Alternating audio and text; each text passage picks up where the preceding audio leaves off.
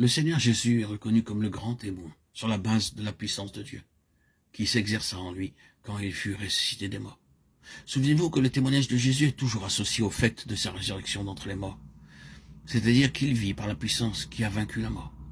Il est la vie sur cette base-là, sur ce fondement, dans ce sens. Et ceux que le Nouveau Testament reconnaît comme témoins de Jésus ne sont pas ceux qui disent la vérité à son sujet, mais ceux qui sont témoins de sa résurrection, ceux qui, en l'occurrence, de manière spirituelle, attestent la résurrection de Christ.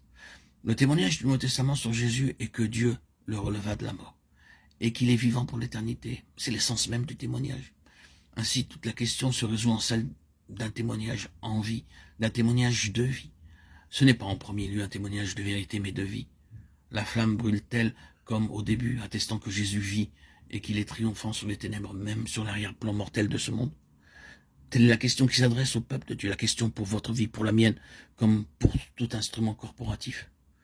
Si le Seigneur continue à nous conduire dans cette direction, il y aura beaucoup de choses à partager quant à la signification de cela. Nous dirigeons simplement notre réflexion sur le problème. Je n'ai aucun doute dans mon cœur sur ce qu'est la question de notre siècle. Je crois que nous pouvons sans embâche proclamer être dans ce domaine de la tribu d'Issachar, pour ainsi dire, qui avait l'intelligence des temps pour savoir ce que devait faire Israël. Je n'ai pas point la moindre ombre d'un doute que le problème de nos jours de cette heure dans l'histoire de l'Église est plus que jamais dans un sens spirituel une question de vie ou de mort.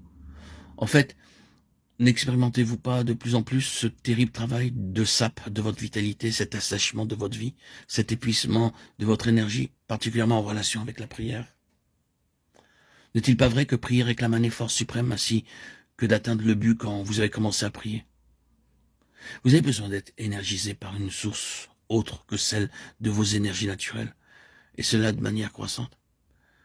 Il y a un travail de sape étrange, profond, terrible de votre vitalité, aussi bien mentale que physique, que spirituelle. Une personne qui est tout au moins spirituelle connaîtra quelque chose de cela. Et à l'arrière-plan se tient le conflit final de cet âge. Il s'agit en fait de la question spirituelle de la vie et de la mort.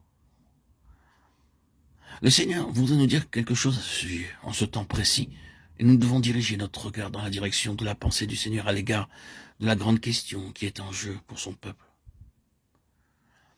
Mais j'ai cette confiance en lui, que nous saurons, qui ne nous rend pas seulement conscients de cela, et qui ne nous informe pas seulement des périls qu'il y a, mais aussi qu'il vient avec puissance à notre aide, et nous montre ce qui est avec nous dans ce combat.